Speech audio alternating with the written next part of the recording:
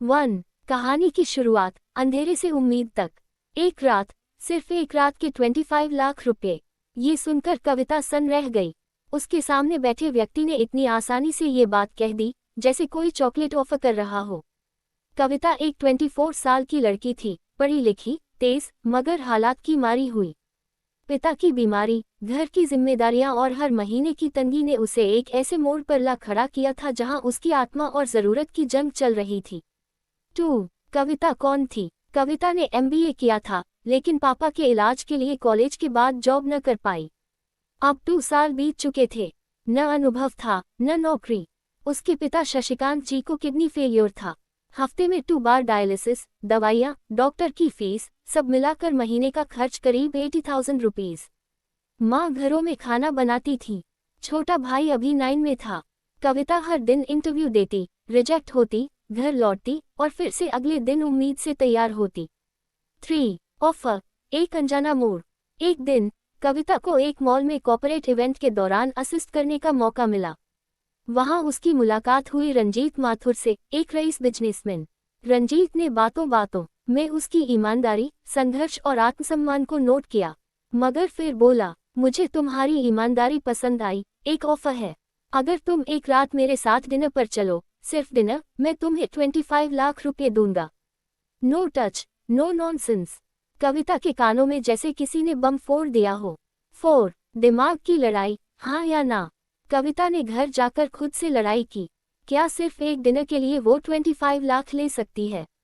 क्या वो अपने पिता का इलाज पैसे के बिना करवा सकती है? रात भर नींद नहीं आई। पापा की हालत बिगड़ रही थी, माँ की हिम्मत टूटती जा रही थी। एक तरफ सम्मान था, दूसरी तरफ जान बचाने का मौका।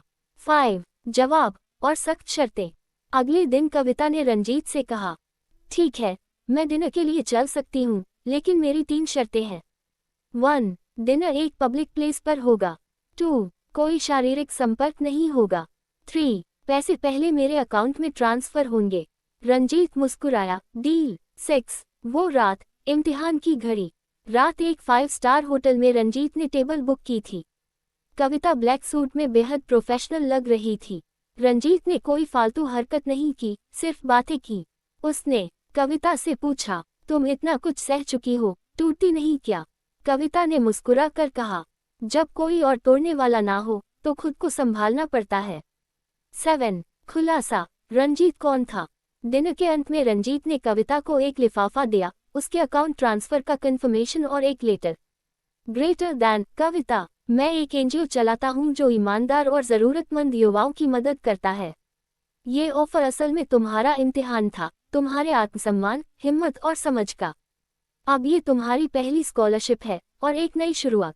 तुम्हारे पापा का इलाज भी मैं करवाऊंगा, क्योंकि तुम वो हो जो दूसरों को भी बचा सकती हो। रंजीत माथुर 8। कविता का नया जीवन। अब कविता एक बड़ी NGO में फुल टाइम वर्कर है। उसने न सिर्फ अपने पापा का इलाज करवाया, बल्कि कई लड़कियों की पढ़ाई की जिम्मेदारी ली। वो एक YouTube चैनल भी चलाती है, आत्मसम्मान सेल्फ वर्थ, जहां वो ऐसी ही कहानियां शेयर करती है। 9। एक नई सोच। कविता अब कहती है, ग्रेटर दैन, सिर्फ इज्जत बचाना काफी नहीं, इज्जत से जीना भी